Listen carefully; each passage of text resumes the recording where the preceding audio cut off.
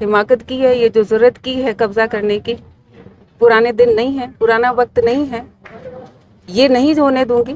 बाड़मेर के अंदर इस तरह के दादागिरी, इस तरह की गुंडागर्दी, ये प्रियंका चौधरी बर्दाश्त नहीं करेगी। सब कान खोल के सुन ले। ओके, थोड़ी देर पहले अस्पताल भी गए थे, कल एक घटना हुई थी, किस तरीके से उस घटना को देखते और एसपी साहब से मिलकर क्या बातचीत हुई? देखिए, कल नेहरू नगर की घटना है और दिन की घटना है, और ये बहुत ही अफसोसजनक घटना हुई है, क्योंकि बाड़मेर जैसी जगह में दिन दहाड़े बीच शहर के अंदर एक ज़मीन पर कब्जा करने का प्रयास किया गया। और जिस तरह से वीडियोस आए हैं, ये बात तय है कि बिल्कुल प्लान तरीके से ये कब्जा करने का प्रयास था, क्योंकि वहाँ बड़ी बड़ी मशीन्स थी, हाइड्रा थे, क्रेन थे, कंटेनर लेके आए। जो कब्जा करने आए थे वो धारदार हथियार लेकर आए, उनके पास सरिये थे, कुल्हाड़ियाँ थी। और अब मैं हॉस्पिटल जाके आई, मैं देखा महिलाओं को चोट लगी है, बच्चे हैं, उनके सिर पे टांके आए हुए हैं। किसी भी हद तक हादसा जा सकता था, जान का भी नुकसान हो सकता था। ये बड़े विचार करने की स्थिति है कि बीच शहर के अंदर दिन दहाड़े किसी की हिम्मत होती है कि वो प्लॉट पे कब्जा करने का प्रयास करता है।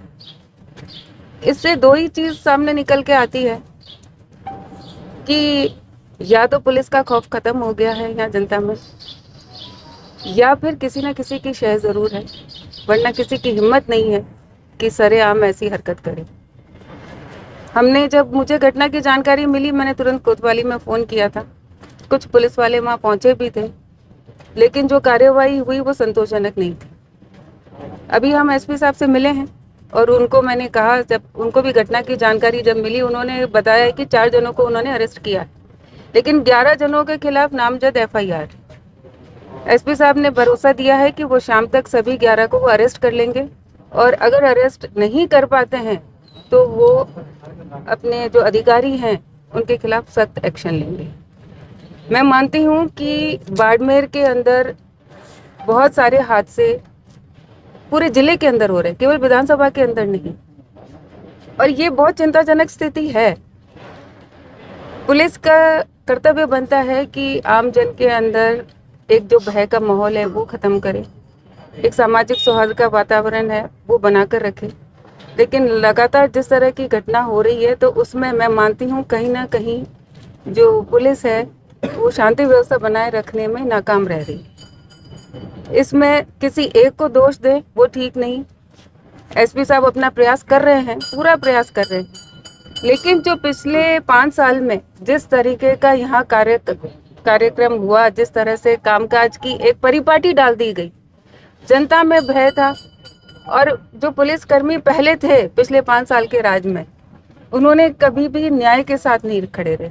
और आपने देखा कि ये जो एक मामला खुला है 15 महीने पुराना, जो हत्या का मामला था, सनावड़ा वाला, वो अगर पुलिस चाहती तो तुरंत खोल सकती थी, लेकिन पुलिस और वहाँ जो पुराने जो नेता थे उनके दबाव के कारण वो मामला नहीं खुला। सरकार बदली, नए अधिकारी आए, नए जनप्रतिनिधि आए, तो ये मामला खुला है। तो पुलिस अपना प्रयास कर रही है, एसपी साहब अपना प्रयास कर रहे हैं, लेकिन एसपी साहब के अकेले के प्रयास के साथ बाकी सारे जो पुलिस टीम है वो उनका भी जब तक शामिल सहयोग नहीं होगा तब तक ये स्थिति ऐसे ही रहेगी। और एसपी साहब ने भरोसा दिलाया कि शाम तक सारे अरेस्ट हो जाएंगे, और मुझे विश्वास है, आशा करते हैं कि एसपी साहब अपनी कार्यवाही पर खरे उतरेंगे। अब सदर थाने के अंदर जिस तरीके से कार्यवाही हुई, 4 कांस्टेबल्स को सस्पेंड करने की नौबत आ गई। क्यों हुआ ऐसा? जो जिम्मेदार अधिकारी था उसके खिलाफ कोई कार्यवाही नहीं हुई, जो 4 निर्दोष थे उनके ऊपर कार्यवाही करने की स्थिति आ गई।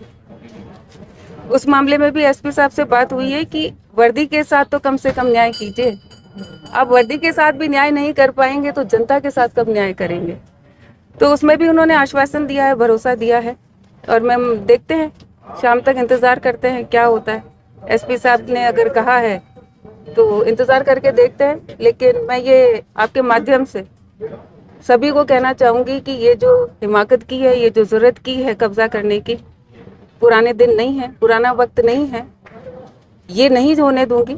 बाड़मेर के अंदर इस तरह के दादागिरी, इस तरह की गुंडागर्दी, ये प्रियंका चौधरी बर्दाश्त नहीं करेगी। सब कान खोल के सुन ले। ओके।